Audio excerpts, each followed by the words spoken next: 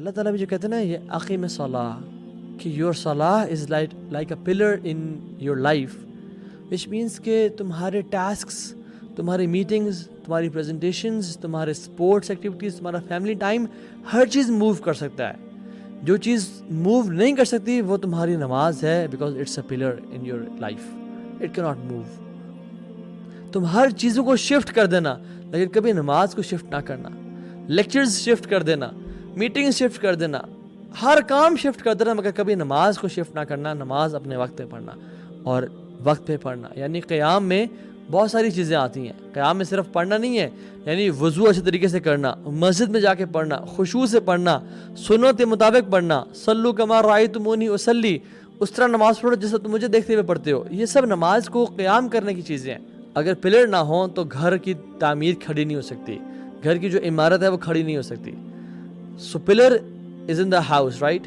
آپ صوفوں کو اٹھا کے وہاں آگے پیچھے کر سکتے ہیں، آپ لیمپس چینج کر سکتے ہیں، آپ ٹی وی کو اٹھا کے شفٹ کر سکتے ہیں، but can you move a pillar? You can move a pillar, right, because it is standing and it is the Imad of that house, it is the basic foundation of that house, right. نماز جو ہے نا واللہ آپ اپنی زندگی میں نماز کو سیٹ کر لیں، آپ کی زندگی میں تمام چیزیں انشاءاللہ سیٹ ہو جائیں گی. But if you procrastinate in the prayer, if you delay in the prayers, everything will get delayed.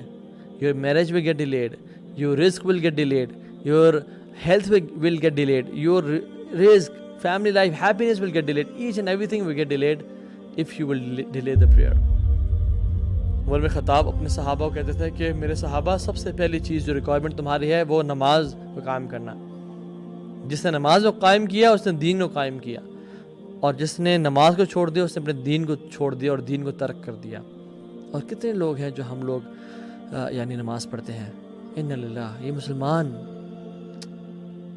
ہم لوگ میٹنگز کرتے ہیں، جلسے کرتے ہیں، الاقصیٰ کے لیے نکلتے ہیں. الحمدللہ الاقصیٰ کو بھولا نہیں ہے، اس کے لیے ایفرٹ کرنی ہے، اس کے جو زخم ہے وہ ہمارے دل میں آج بھی زندہ ہے.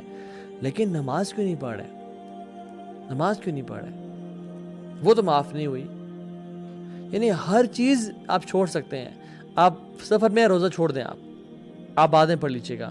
آپ کے پاس استطاعت نہیں ہے حج چھوڑ دیں، آپ کو استطاعت نہیں ہے زکوٰۃ چھوڑ دیں آپ.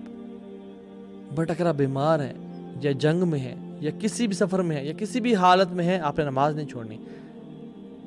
کسر اللہ نے کر دی، 2 نمازیں بس میں جوڑ دیں سفر کے، لیکن چھوڑنا بالکل نہیں ہے. It is not a point in a believers life کہ وہ نماز کو چھوڑ سکے.